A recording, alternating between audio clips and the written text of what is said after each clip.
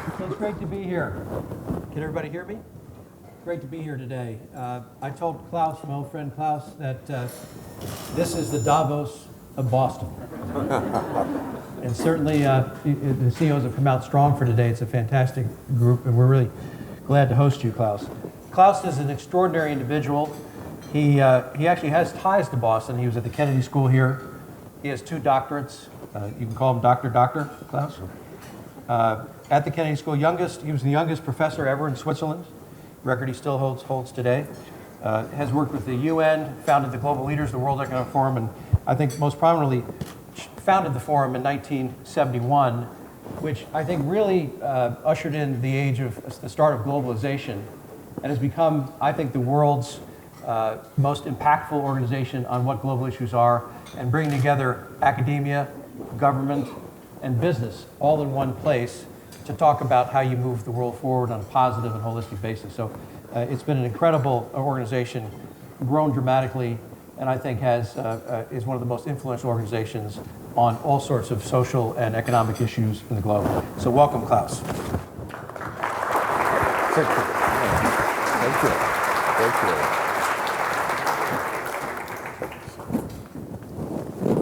Klaus is also an avid sportsman, and I was asking him, what's your favorite sports team? You have to ask me whether it's on a national or global basis, because national, I would say, is the Engadin Ski Sports Club, because I'm doing yearly the marathon in the Engadin. But of course, I'm always in favor of the winners. And here only one name comes into my mind: Celtics. There's some other good teams here too, but they're a really good one. I know you in the Kennedy School in the late 60s. How did that impact your life? You bring it back to Boston. How did that impact what you did going forward in your life? It had an enormous impact on myself, because it's actually just 50 years ago that I graduated from the Kennedy School, which at that time was called Litauer Center. And it had an enormous impact because I had applied to enter the business school. And I was accepted. Then I had the idea, why not to do only the second year? With 2 doctorates, I should be admitted immediately into the second year. And I got the response, no way. Then I found the Litauer Center, and I saw a line: when you are inscribed at the Litauer Center, you can cross-register wherever you want to in the Harvard system.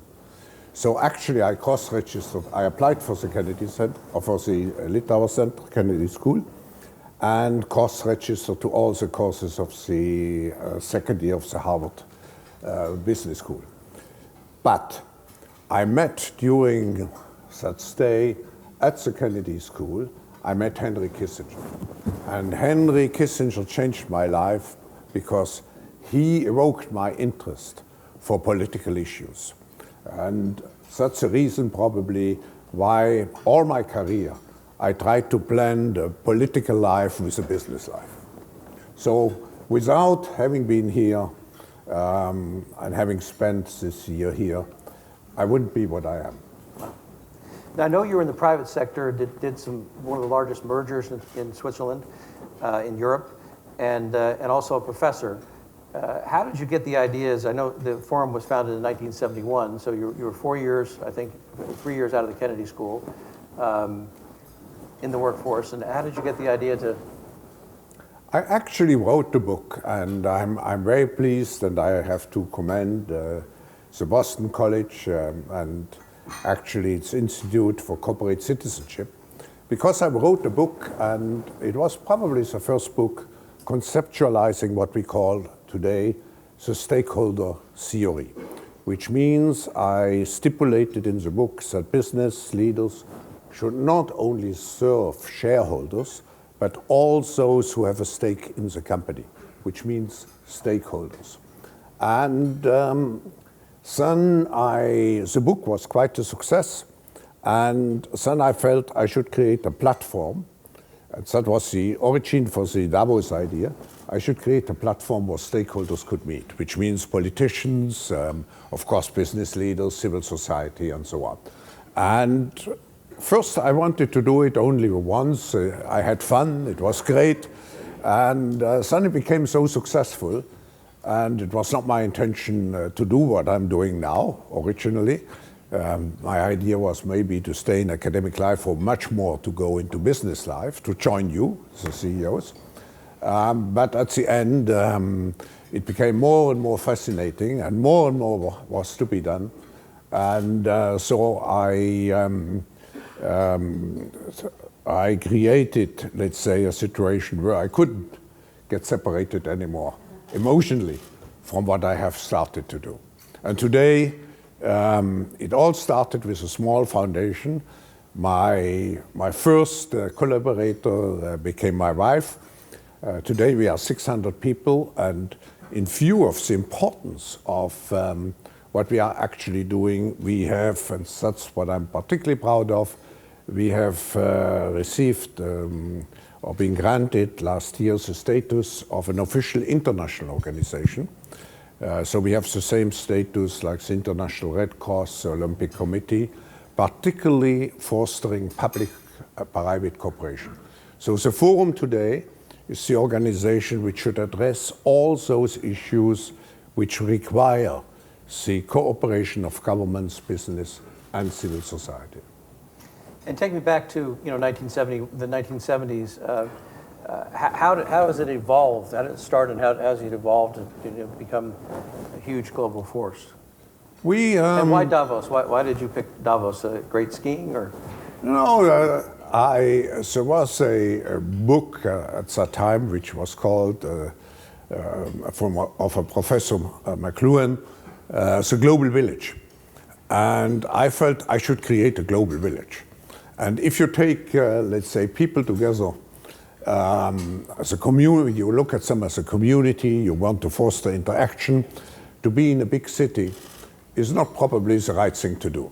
So we found Davos, which I knew because I was a very keen skier, and it has the conference facilities and it has the accommodation facilities. And I should say, what is also important, despite the glamour which is sometimes evoked in the media, but as you know, Stephen, Davos, the hotel infrastructure is built for skiers, which means there is a kind of modesty in terms of luxury which you would expect. And that's good, because that creates really this community spirit. And I think what is rather unique in Davos, and I'm mentioning it because I'm just coming from the UN General Assembly, and in Davos everybody is treated equal, whether he's a head of state or a business leader or an academic. Everybody, at least as far as our organization is concerned, everybody is for us a member of the community. That's great. And what have been, if you categorize it over the years, there have been so many of them, but what would you say are the kind of top successes and big successes you've had with the forum in moving world policy forward in a positive way?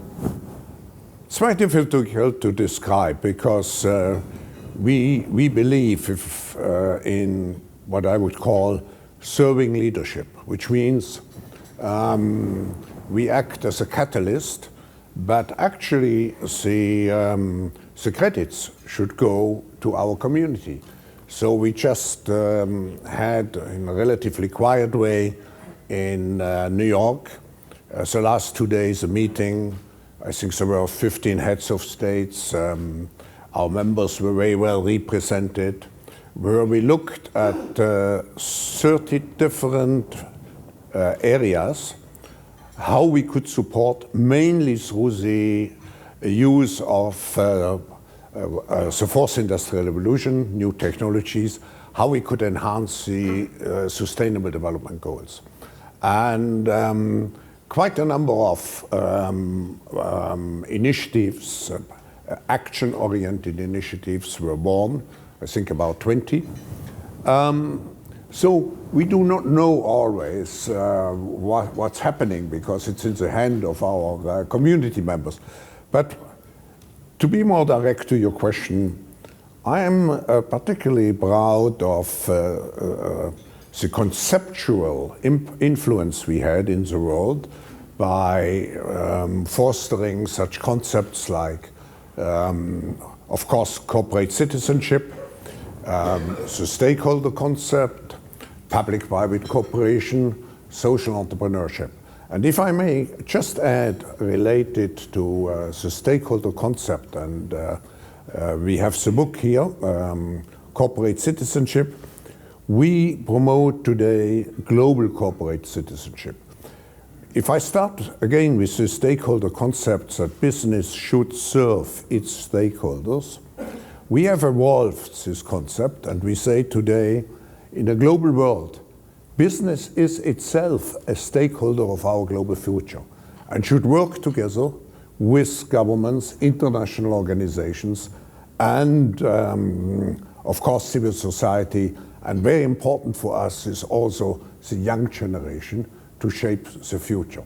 So the conceptual influence we had, but we also were at the origin of some very important global initiatives. You may have heard about the Global Fund to fight tuberculosis, malaria, and AIDS, which was born in Davos, or Gavi, which is a global alliance for vaccination and immunization, which until today has, particularly also with funds from our friend Bill Gates, has vaccinated hundreds of millions of people, of young children, and probably saved the life of 10 millions of children. So I could go on and on. Let me just take the last example of this year. We facilitated again through a cooperation between governments and business the creation of a fund to be available in the case of a new outbreak of infectious diseases like Ebola. Because when Ebola broke out, of course, many people blame the incapacity of the WHO, the World Health Organization, to react very fast. But there was just no financial resources available. So there is now a fund, there is even an insurance system which was born in Davos this year.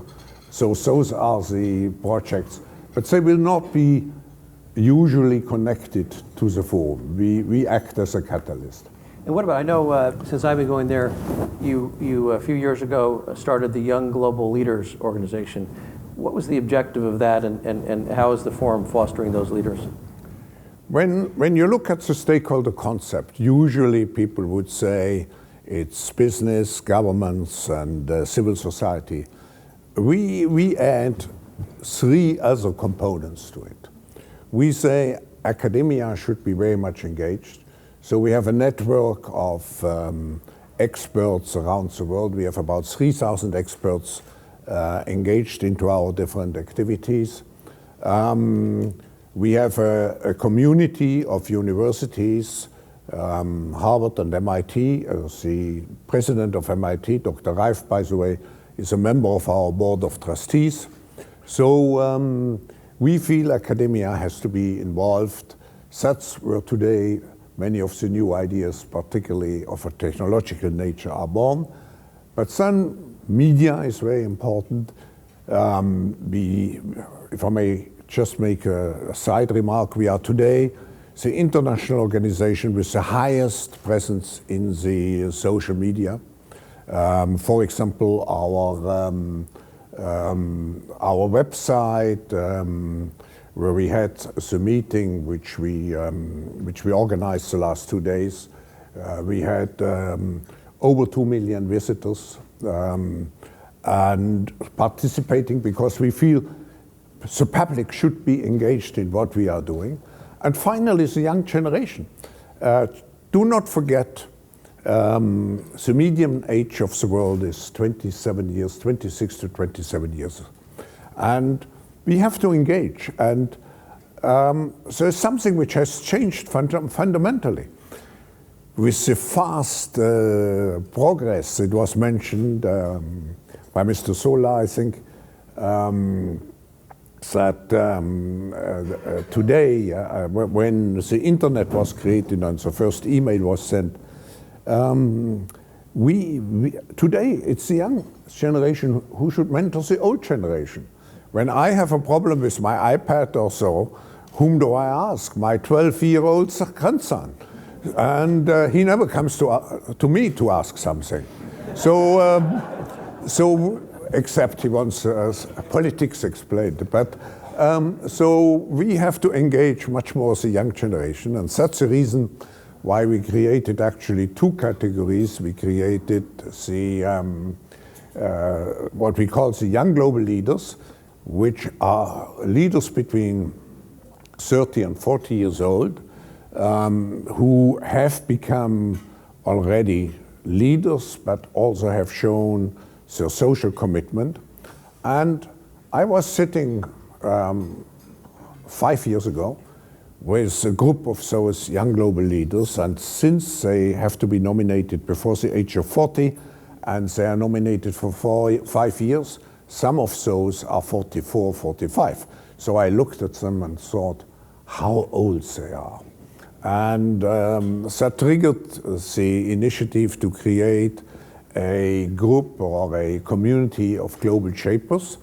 And we actually are now, this community is active. We have a hub in 450 cities around the world. We have one here in Boston.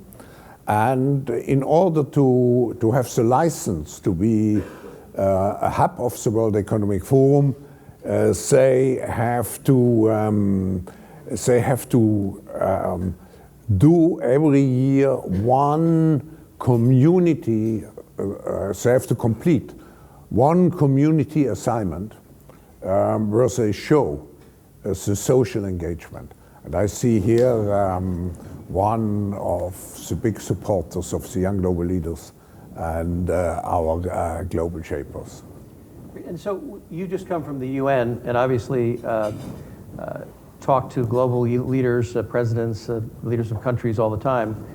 Many people would say, not since the 60s and the Cold War has the world been in kind of an unstable position with things going on in North Korea, with a lot of, let's say, income inequality and issues facing the globe that are causing tensions between countries. What do you see in the upcoming forum? What are the issues we have to address? What are the challenges, and what do you see as hope for the future? I think what we are seeing, if I would have to describe my concerns at the moment, we are in, I would say, there's three major concerns, which we try also to integrate into our programs. The first one is that we are clearly in the transition from a unipolar to a multipolar world. And not just with China, but India as a country is coming up, and we will see, hopefully, I'm always an optimist, we will see a renaissance also of the European Union with Macron and with Mrs. Merkel re-elected next Sunday. So we are going into a multipolar world, and unfortunately, in this multipolar world, we have also a multi-conceptual world. Countries, powers, which have different concepts of life, of political life particularly, as we do have. So we are in an area of conflicts, and this is certainly a dangerous time. But I go back, I mean, when I grew up, I'm German German and Swiss, but when I grew up during the Cold War, I remember that my mother always had a number of gold coins in her purse to leave the city we were in the matter of some hours or some minutes if the Russians would come. I mean, the world was always full of tensions. I'm more concerned, frankly, about the impact of the possible negative impact of the fourth industrial revolution, which means the fast technological development, which offers enormous opportunities to solve most of the problems we have in the world, poverty, disease, and so on, but which at the moment is a major contributor at what we call this, in the past we talked about the proletariat in the first industrial revolution. Now we talk about the precariat, which means all those people who feel in a precarious situation because they feel threatened through the technological progress. So my big concern, and we are very engaged. We just opened half a year ago with great success a campus in San Francisco to look at the implications of the fourth industrial revolution. So my big concern is, how do we master this revolution to make sure that we use the opportunities and we make sure that this technological progress remains human-centered. So that's my second one.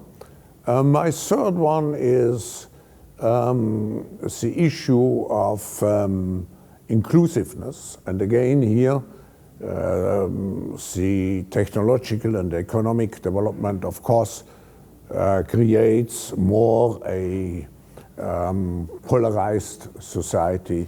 So those are more or less the key issues which we have to face at the moment. And how would you say the forum can really help? We have some of the biggest companies and CEOs in Boston, the Gus Group here, who do global business and have large stakeholders and high profile.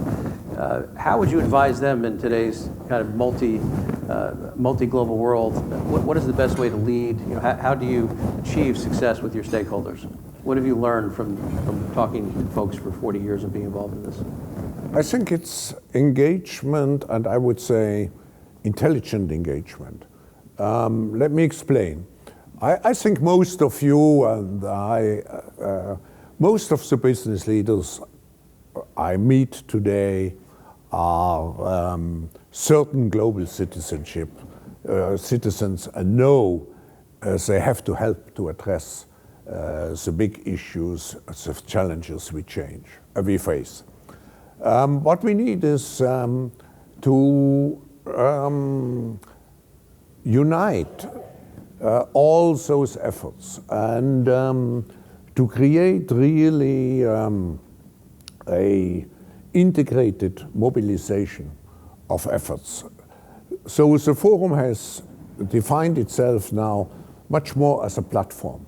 We help business leaders to work together. Sometimes, again, we are just a catalyst. For example, in New York, we created a battery alliance, which means companies which produce, just take it as an example, which produce batteries, are working together to eliminate the negative effects which you have, for example, as far as raw materials are concerned, storage is concerned, afterwards.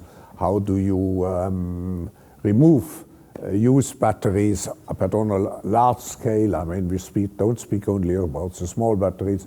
So we have now probably 70 or 80% of the companies who have really an impact creating an alliance.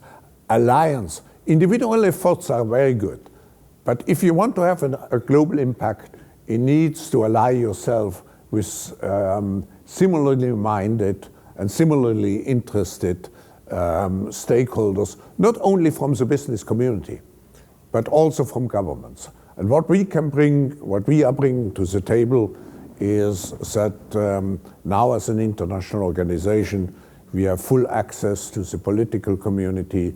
In our board of trustees, most top international organizations are directly represented.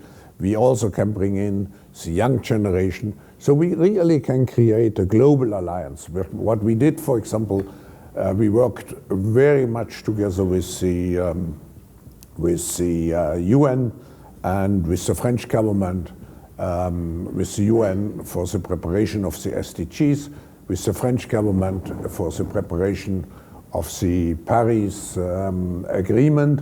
And yesterday I had a meeting with Governor Brown from California to help him to prepare for his big city event, which he has this next year, also related to environment.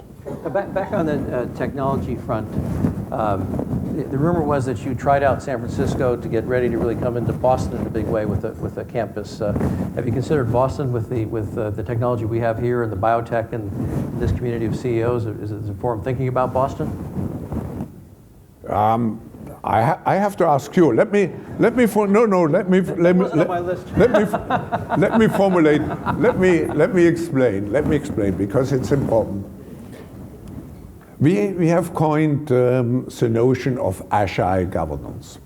When you look at technologies, at the new technologies, this pace of development is so fast that the traditional way to create regulations does not work anymore. Because you have an invention, and until usually a parliamentary process and government process gets hold of it, you have a too long time span. So our notion of agile governance is that you have business and governments working continuously, and civil society working continuously together to create protocols, which are principles, let's say, self-binding, self-governing rules. That is the basic idea. And we started this concept in San Francisco, where you may know Presidio. We got a kind of officers' compound, which we are now rebuilding. And we have a great bite in and a great participation from business and governments. And at the moment we deal with 8 technologies, self-driving cars, I'll come back in a moment, drones, artificial intelligence, precision medicine, and so on. Now, this let's say, approach is so attractive that we have now the offer of governments like India, China, Japan, Israel, Sweden, to build a similar campus in their countries. But I know, and yesterday someone told me, look, California has Google and Facebook and is very well known, but actually the center of innovation today is Boston and is New York. So we should consider to have one. And now my question is, can we take a vote? Who is in favor? But I count also on your support, not necessarily financially, but your support. So we should look at it. I think we're covered. Do we have time for a couple questions? Absolutely. From the audience? Does anyone have a question?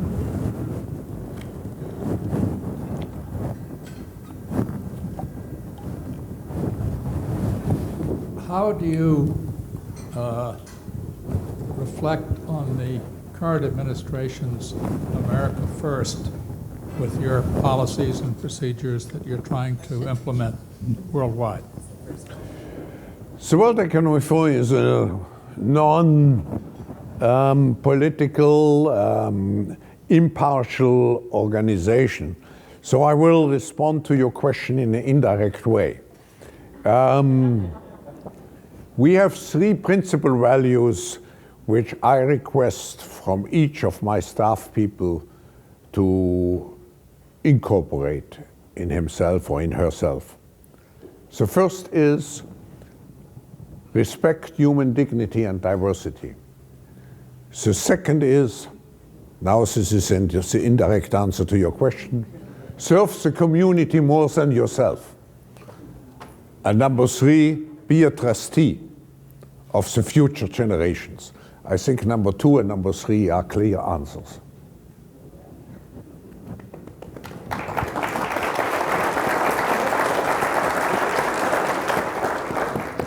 Those were good answers. Maybe you should be a politician. Any other questions? Is there a question back over there? All right, well, I'll ask one final question.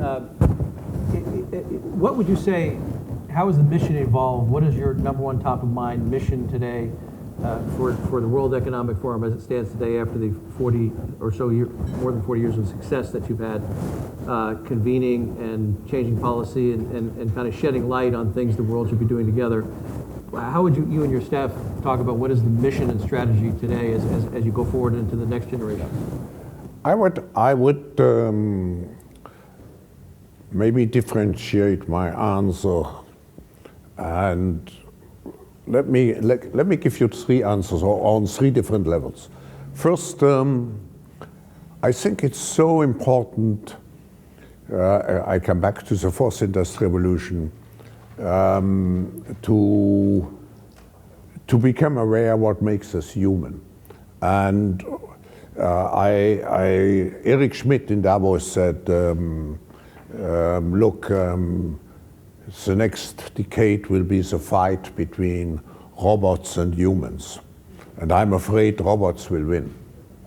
So if we want to win this fight, we have to know what makes us different as humans. And for me, culture, values are very, very important.